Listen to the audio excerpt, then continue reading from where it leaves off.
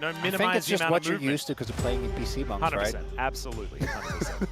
I don't Where think it you really. the precision eyes. I'm just like making stuff up. That's what we're here for. Well, I trust you blindly. Why would you do that to me? Because you trust me blindly, and you shouldn't do enough. that. Sometimes you need to get punished for being dumb. Okay, T1 going to be taking away the Talia here first. The Vi going to be removed. No changes, actually, in the bans thus far. Azir should be going away. Then it would be a Rumble ban, and then Gwen to follow up if we are just going to have a repeat of game number 1. Could indeed be the case. And I don't expect any change from the Rumble ban. I think that... Oh, never mind. Okay, so the Yasuo are going to be taken away instead. Now it's KT that bans the Rumble, I think and T1 locks the Gwen, right? I would imagine, because you can trade, but that is a matchup that can really snowball heavily. Okay, so they're going to go for the trade instead. So this should be a Rumble, and then Perfect's going to lock the Gwen. Oh, Doran's he's going to pick Gwen, man. I can feel it in my waters. I really think it should be Rumble. It should, 100%. I don't deny that. The team fights were such a big sticking point last game, and as good as Gwen is, I think Rumble in the team fights just provides a consistency that's hard to match. Skarner is so up as well. That's a combo that we've seen often. So is Rel. Oh, and this it seems is like it's also, I'd argue, Perfect's best champion, but Atlas had the read. It is the Gwen priority to come through here. But I'm with you. I think that this coming through is not a surprise, but I think it should have been Rumble. Yeah, it's not a surprise, but it's also not something that's going to make us feel fantastic. There aren't that many battle junglers still left up, right? Like Nocturne's there, I guess, but oh, never mind. This is a battle jungler. This would be a different option. As the Nidalee, to be considered at least, probably not going to be coming in alongside the Rumble that we kind of knew was going to happen here. Oh God, it's Rumble Jarvan, isn't it? Jarvan will be amazing, but I think Jarvan, this early, you generally don't want to go towards. If you pick a jungler earlier, I think it's Skarner, which isn't exciting, but Trundle's out of the pool because he's banned currently. True. You and could Skarner's also, great. You could Sedge at this point at the same time. Works as well. Sedge Rumble is fine. It's just the Skarner specifically. I just love that combo. Instead, it's going to be the Varus, and with Doc Dom's performance in last game, I think giving him a prior pick is warranted. Yep, I would agree. And so, this actually it's got to be Sejuani, right? This is kind of insane because it sets KT up for a potential Alistar on 3. Could be. Which might put some pressure on T1 to lock that one down early. Like, Jhin Alistar wouldn't be a surprise to me if they do just... Wait a second. Yeah, no, we were busy just watching this draft over and over before. I'm just kind of cheating. But Owner is hovering it at least for the moment. Jhin makes sense. Will lock it in. Only downside of Jhin is that we have seen if you're playing into Rumble and you set up a node a little bit too early, Rumble can cook you, take half your health bar, and not have you really get any value out of your shots. Okay. This is, it's fine. The Nocturne, it does mean that Doc Dom's game is going to be quite tough to actually play out. The Ahri priority would be interesting to me here because Xin Zhao and Wukong are both gone. Yeah, like Cuz's Viego is still there, something that he has really liked, but the champion isn't really that good at this point in time. That said, when looking at Viego comps, these 3 champions... Yeah, it's pretty good. That could be actually a good shout. Sejuani, I think, is still the obvious one, but in that case, it doesn't look quite as promising, right? Like, it's fine, but not nearly as exciting. I wouldn't have minded it for T1, actually. As the Alistar on 4 here seems like a no-brainer. If you ban Sylas, which I do think you're going to do, right? That's something that Faker could go towards. That would both pair well with the Nocturne, diving deep into the enemy backline, and also it means that if you do R4 Alistar, it's going to be a really tough thing to deal with that ultimate. I like the Kench ban, actually. That's a good shout. Yeah, kind of caught me off guard there just a little bit, wanting to put on as much pressure as they can. He's been slowly climbing up in prio again. Yeah. I was thinking that they'd probably aim towards some jungle bans, but focusing Peter here, who was a linchpin as far as the engage was concerned in the first game, makes a lot of sense. One last ban to come through here for KT. They might continue to focus on the mid lane. Could also ban Orianna. Yeah, I think Orianna, Sylas, both of them, good options. I was actually thinking Orianna, Sylas were going to be the bans, but then the Annie does come through as there is the Poppy to be removed. So now you slam Alistar here, surely. Seems like a no-brainer. Sylas is out of... I mean, it's Peter's cow, man. Yeah, look at his face! He's like, wait. That's a happy Peter. I get to play it, and the Annie is a pick of Volt. I think Annie is also one of the champions that really benefits from playing with a Nocturne, because Annie makes great use of the chaos that Nocturne creates. Now Akali is a pick that can have incredible impact, but the execution needs to be very crisp, and this is a T1 composition that, depending on what form they're in, could look either devastating or completely fall apart. Right, like that is the reality that we're dealing with here, because these champions, I think, you can see easy scenarios where it works together. You have the backline dive, Jhin sets up, Nocturne goes in. Oh god, is he gonna play Pyke? It's not, no, surely not. It's like Rel, you need some form of engage to follow up with the Rakan. Yeah, Rakan will be good as well. Thank Rakan goodness. Makes sense. I saw that little grin on his face and I was like, oh no, don't tell me. No, he's gonna play J4. It was gonna be J4. Into Jhin, I like it. Jhin, Nocturne, both of those can kind of struggle. And there it is. J4 is just so damn good. The 2v2 is also very good, very strong. And it's, as you said, the combination. Jarvan Rumble, that one goes way back. KT just how do they get this on the red side? Obviously, I think the Akali into Ahri, Ahri was the blind pick where a bit of a gamble was taken by KT. Yep. And I think the bot lane matchup in the 2v2 is also fine. But looking at the 5 champions that KT have, it's kind of exactly what they wanted. How does this happen? Well, I think it's because they're really good at a lot of different stuff. And I think you're looking at the bans. I think the Tahm Kench maybe stands out as something they didn't necessarily need to take away, but removing that from their opportunities, taking away that layer of safety from Doctarm is important. That being said, I just think that KT, they've had so much practice on red side. Their red side drafting has just gotten really good. They just know how to navigate it. And every time they've been picking Cuz's champion last. It's kind of nutty. The Wukong in the last game, now the Jarvan 4 to come through just to make sure that he has the matchup he wants. Ona was able to get things done in game 1. T1 kept it extremely close for a large amount of it. And now Faker, that man, you can see right there, he's on his Akali. And this year, it hasn't necessarily worked out, but we've seen on stages like this, and in fact, I think it might have been, if it wasn't this one, it was the one immediately afterwards, Faker hard carry on that champion, and going into the loading screen, I think you and I, in that game, were also saying, well, this could be questionable, we don't necessarily know, and then he just won. Let's see whether they can do it again. So jump into the rift. KT, 하나, 둘, 셋. Man, I am proud of the KT fans. They are trying their very best to match the loudest fandom in the history of esports. And they are doing a decent job. We're talking about real-world volume, not online volume, right? There might be some that match, Atlas. I'm just saying. No one can, like, that's not even conceptually possible, okay? Don't talk about silly things like that. I'm talking about here, right now, in this stadium, okay? That's the volume that's being matched. So looking at the rune setups, nothing too surprising. Peter going for the phase rush, so going heavy in the playmaking. We also see Doctarm with the Comet, signifying that he's going to play from way back, which is a good call, because trying to walk up and auto-attack any of Akali, Gwen, or Nocturne will lead to certain death. Yep. So definitely, and also makes fighting for mid lane prio a lot easier. Also makes, like, playing around the Rumble extraordinarily powerful. Oh, yeah? With the fact that you can do so much damage in such a short time with the lethality Varus as well as the Rumble. And you can hold them on the Equalizer as well. Get way more ults with the amount of ability haste that you get. Yep. Carrier going for Spellbook. Tech we've seen more and more on champions that aren't really tied to a specific rune. That was a headbutt going in just as we left, but obviously nothing happened. Otherwise, Jonas Strong would have gone back there. As BDD being aggressive, this is what we expect in this lane. You're watching, you know, Faker trying to pick up minions underneath his turret. That doesn't mean he's doing badly. That means he's playing Akali into an Ahri in this early game. 5-point strike gonna help him clear out these minions underneath the turret. And he has done very, very well on this pick specifically, navigating early games and staying pretty competitive. Yeah, it is just a hard matchup. It's why you go Fleet, why you go Resolve second, and why you go Doran Shield. So that is just inevitable until you hit 6.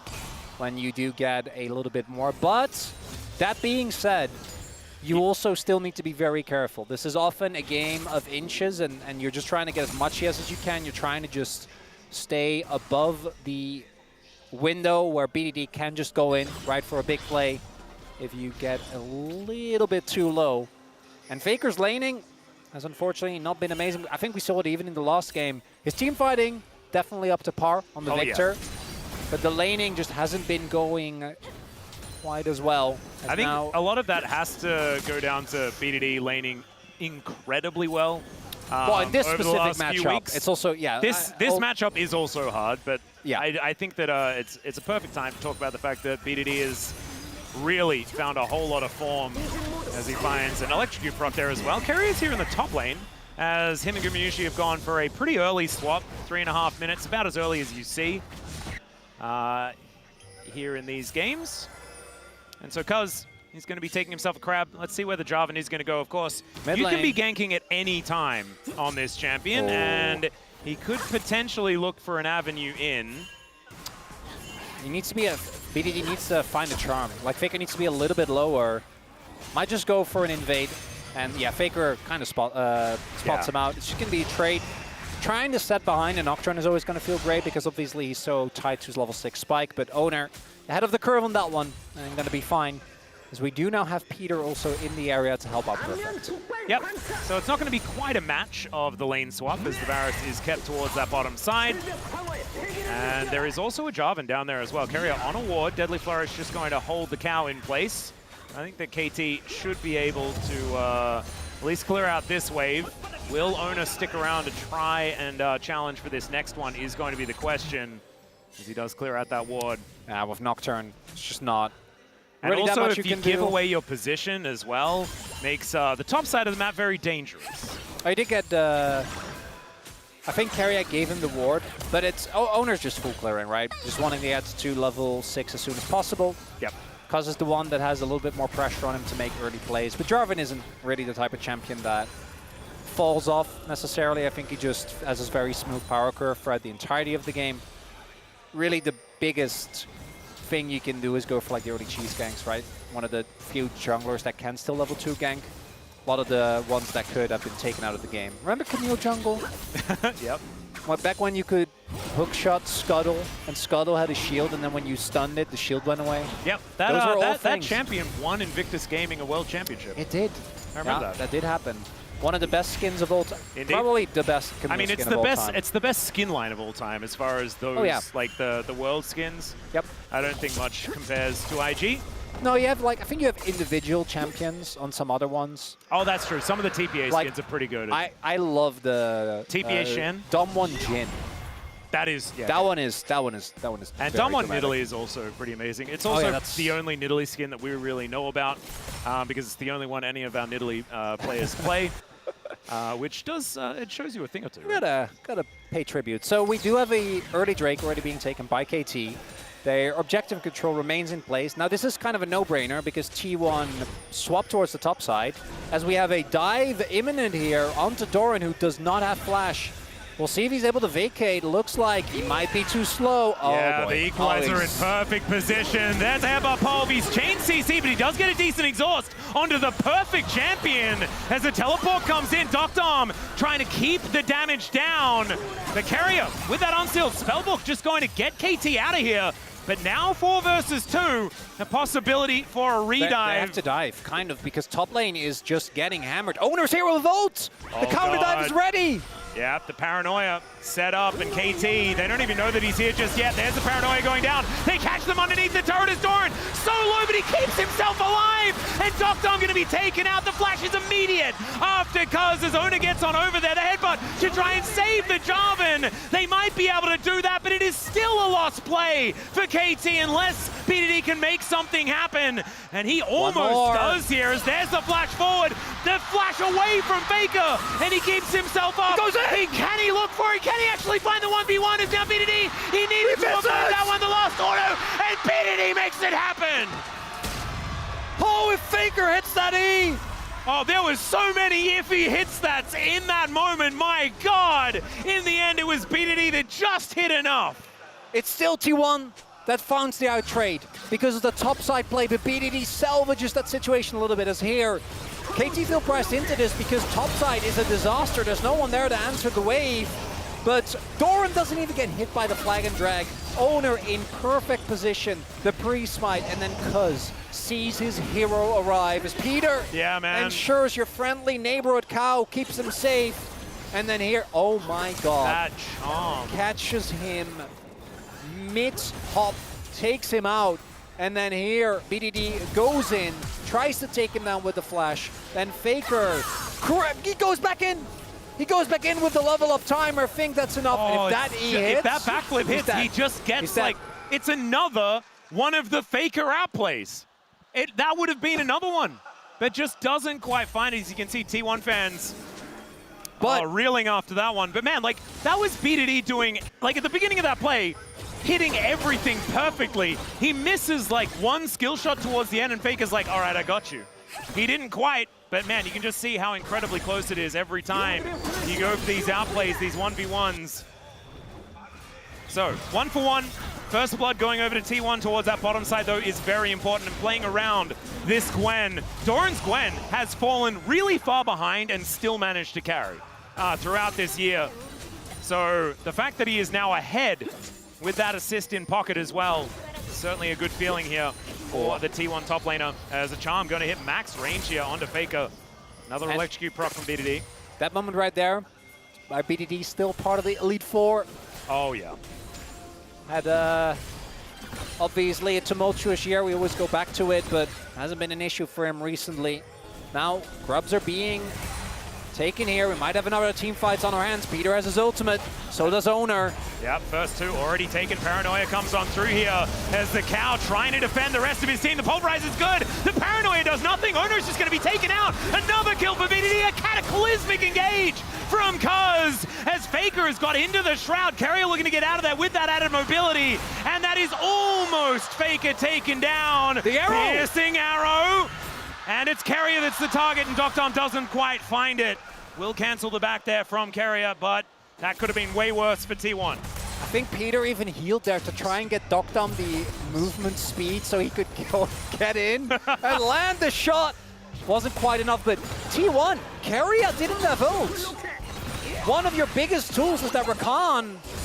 All right. And the power he provides in actually locking down the target. But instead, we go in on Doctom and we don't even take him down. Again, I think support ults are such a big deal. The fact that Peter has is available means that he can go in here, they immediately go onto Owner, who doesn't quite sync up with Faker and Carrier. Guma, the bullets don't really do that much, and T1 should count themselves lucky that both these members get out, because with just a little more damage, or just an arrow, could have been the difference maker. And now KT basically uneven gold. And it's in light of last game where the KT team fighting was just better. Now part of that was the draft, but it makes me worried for T1. And we do know, don't be a 2-game Andy after yesterday's series, right? Yeah. We're not going to get ahead of ourselves. And T1 still have a shot, but this is another one of those drafts where if it doesn't work, it's going to feel really, really rough. Certainly will. And one of the things that already feels rough is the fact that BDD has above, or actually pretty even to a 1,000 gold lead that Malignant's already done. Oh, that's big. The item advantage is kind of massive. No counter gank opportunity, they know. Yeah, Perfect. Wait. Yeah, I think Perfect gets a bit of an idea. He doesn't have his ult, so he can't just clear the wave. Might have to drop it and leave. Oh god, this is so scary. Peter's on the way. Again. Gotta clear this one out. Oh. Yeah, Peter getting into position, and they decide that they're going to pull the trigger. The flash still available here as the exhaust. It goes down. The charm is decent, and Gumayushi going to be able to lock down the kill. My god, the turret does so much damage now that it's charged up. The Cuz is going to trade it for a dragon. And BDD is still pushing here towards the bottom side. Doctom unanswered here in the mid lane as well. It's probably kind of okay, as Peter is just going to continue persuading Faker from taking plates. Kind of depends on what the soul is going to be, whether KT feels good about that or not, because that is more gold going into their coffers. It's a mountain. Yeah, no, that's good. Yep, we're okay with that. That's into Jin, Kali. I mean, the first two Drakes were Chemtech Ocean. Like, what? They can only get good stuff.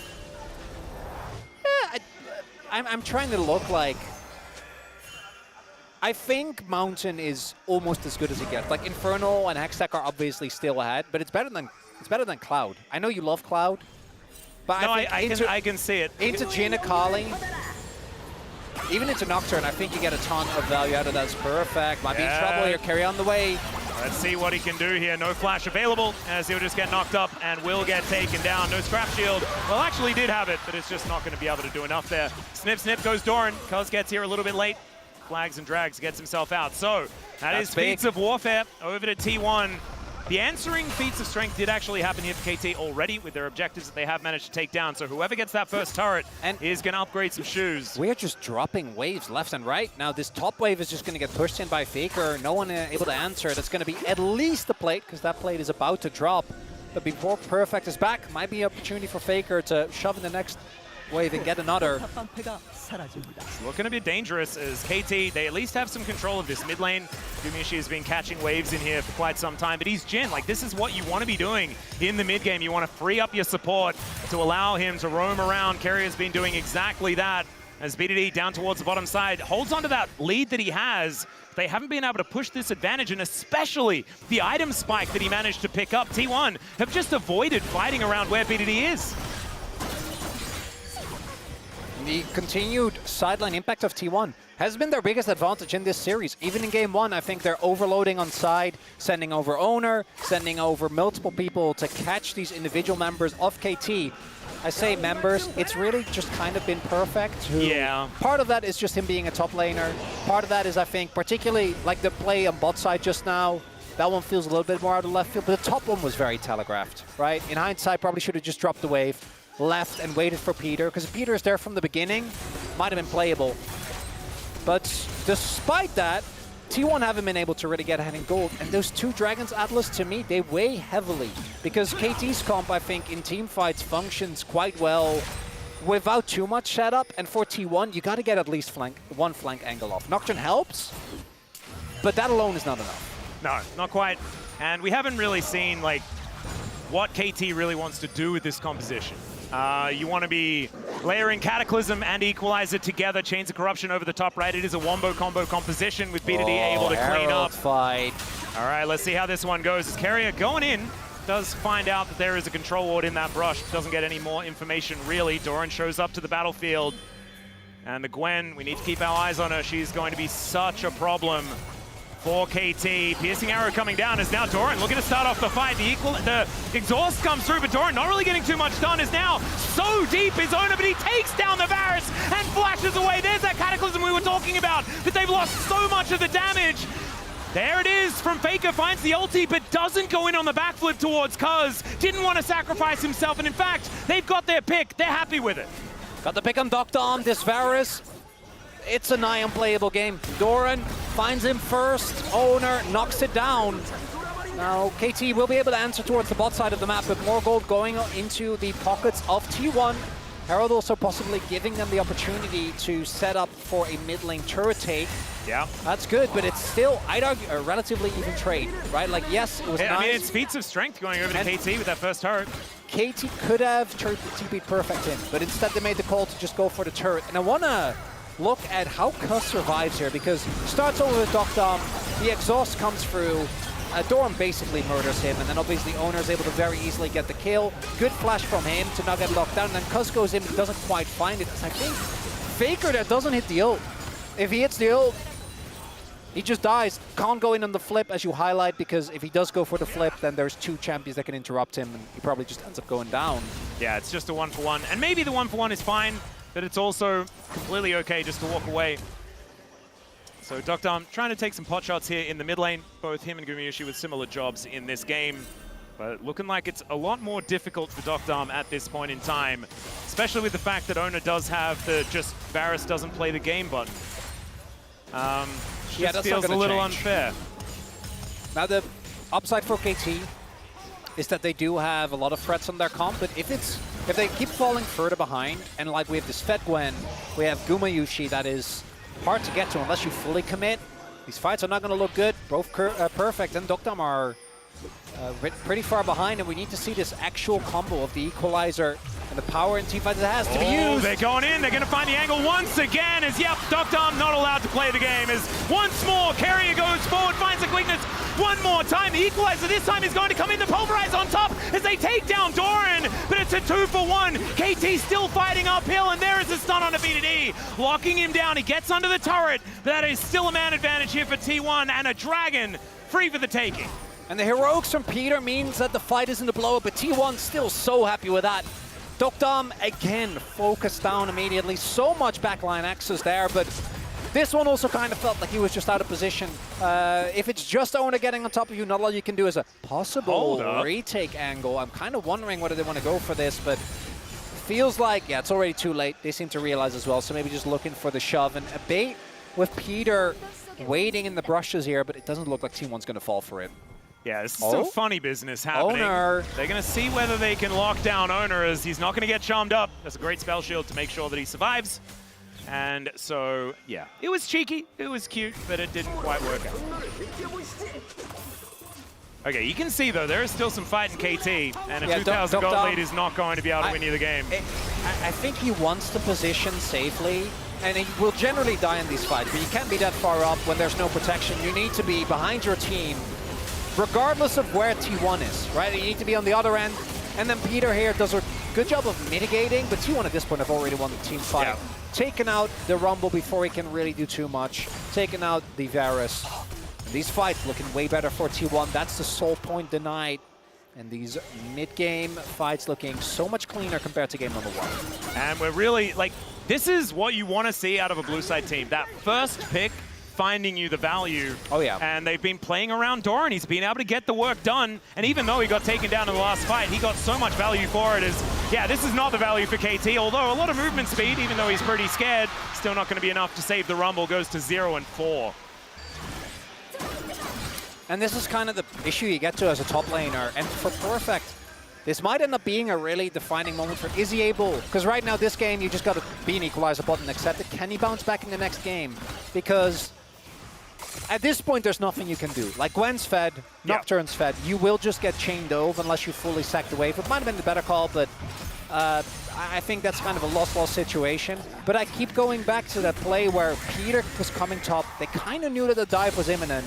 Dying there is, I think, what started a lot of this snowball. That's when Doran started getting fed.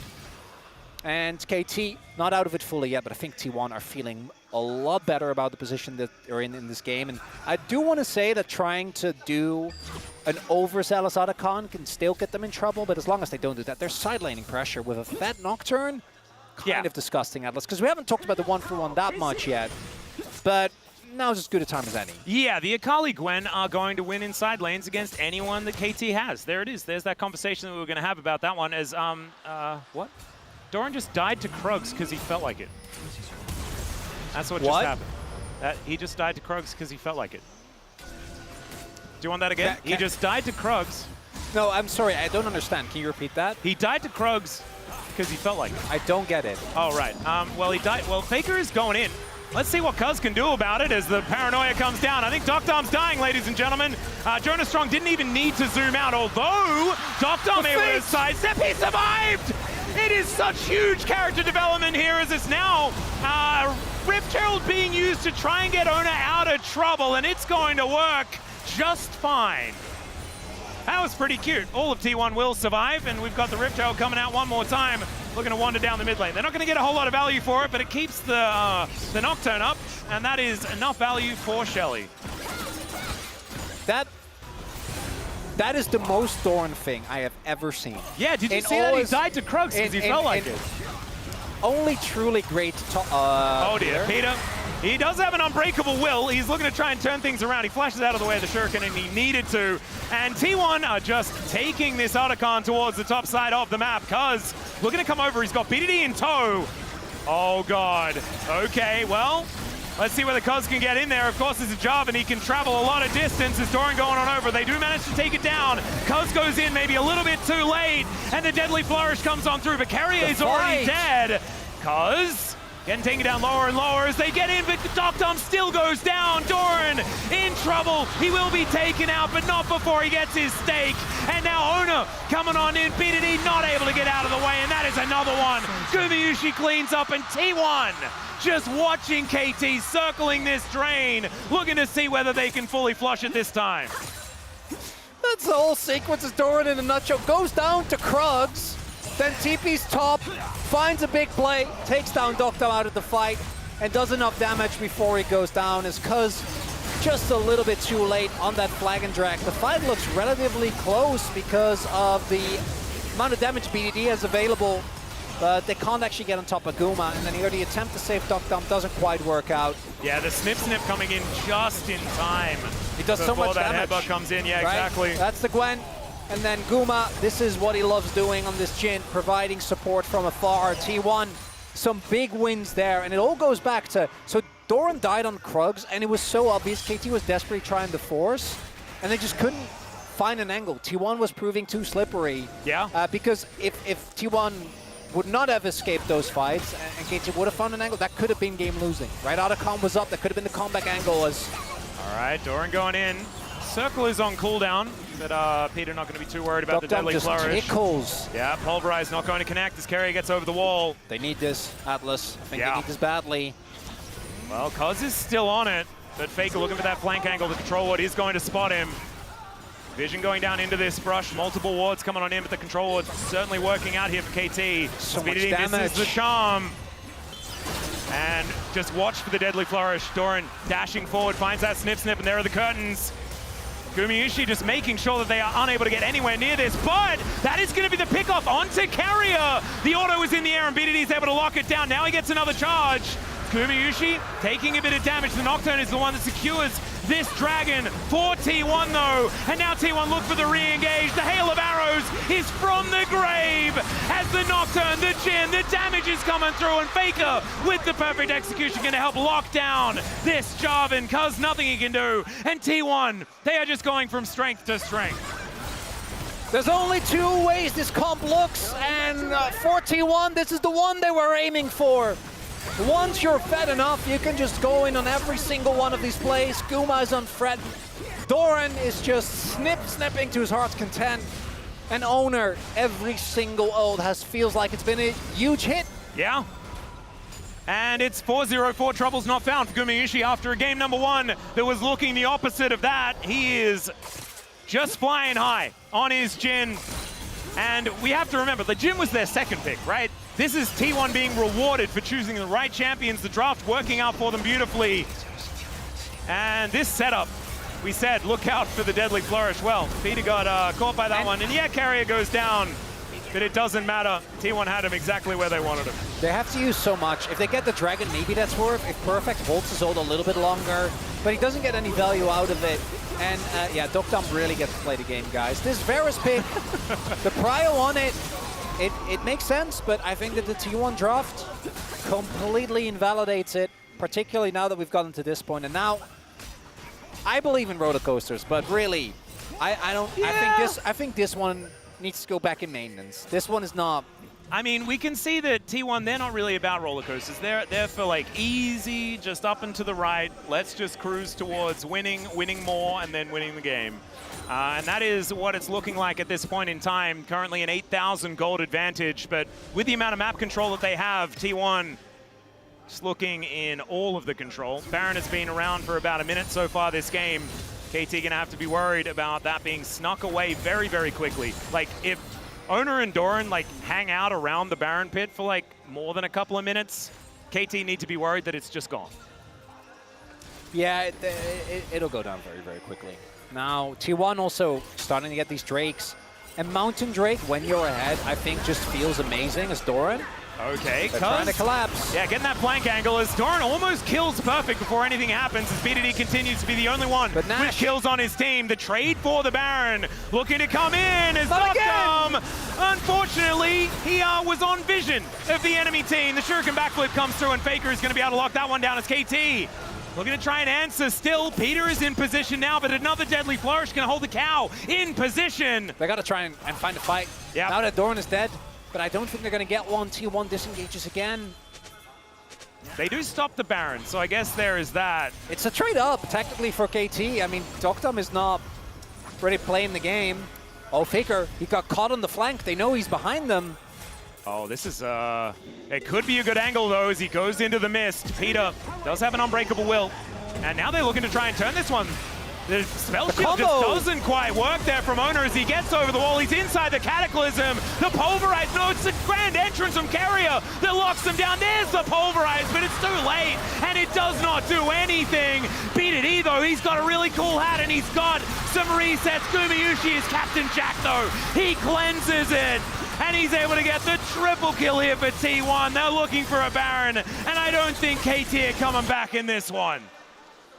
And despite BDD's heroics, not going to be enough. T1 are bringing us to a certain 1-in-1 here. Wow, KDA is ruined already. Might as well try, right? Look for the Guma, because there's no jungler. Oh, you...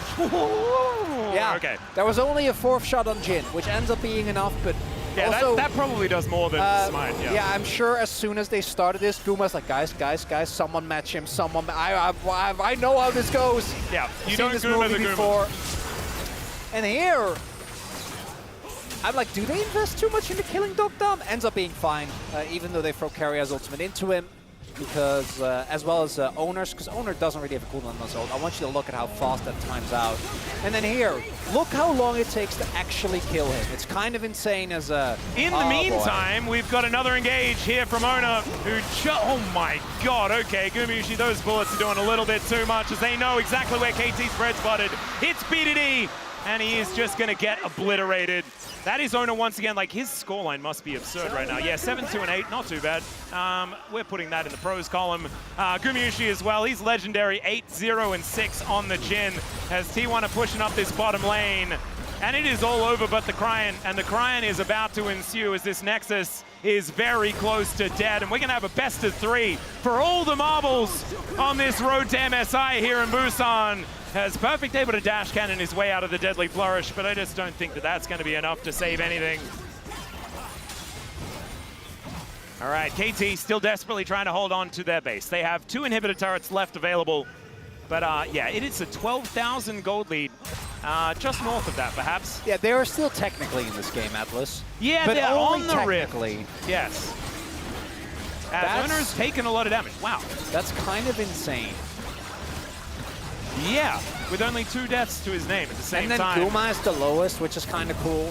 And I mean, we can talk about this replay, but we don't really need to, guys. It's a 12K. Yeah, they could take any fight they want. I want to talk a little bit more about how this game played out, right? Because in game number 1, what we saw was T1 overloading sides early, trying to ensure that they got leads on their individual members, and then using those leads in an attempt to set up objectives. But the objectives went mostly to KT, and KT's team fighting was just way better. In this game number 2, they're opting even more into that strategy, right? Like, we're going really ham on our solo laners, and really anything else is... guys, okay, yeah, but Pulverize, they're going to see whether they can kill the Nocturne, who just turns the lights out. The quickness getting so much value, and KT, they haven't been able to take down Owner. He's still alive, as BDD just goes golden to watch him regen his health bar. Yeah, that's called Owner catching the kitchen sink and throwing it back at KT, and KT falling over. Doran, he might die, but I mean, right now KT are doing about as much work as the Krugs this game. And he doesn't even fall down. That's going to be it, guys. T1 gonna even out this series here in game number 2. And this is the T1 everyone wanted to see here in this road to MSI at Busan. A best of 3 now for all the marbles. And that's a KT scoreboard if I've ever seen one. BDD on 9-4, everyone else, the KDA not looking so hot. But it's these compositions. Owner on a carry, Guma on a supportive AD pick, and then 2 big solo laners. Really, to me, this draft felt about the Akali and the Gwen. Akali took some time to get going, BDD in the head that day, great. But the continued ganks onto Perfect, onto Dogdom, meant that Doran eventually got to the point where he was unmatched, and if you ever try to punish both Akali and Gwen, they stall forever, and then you're getting Nocturne ulted, you're getting Jhin bullets at your head, and that is the smooth and steady upwards and to the right, Atlas.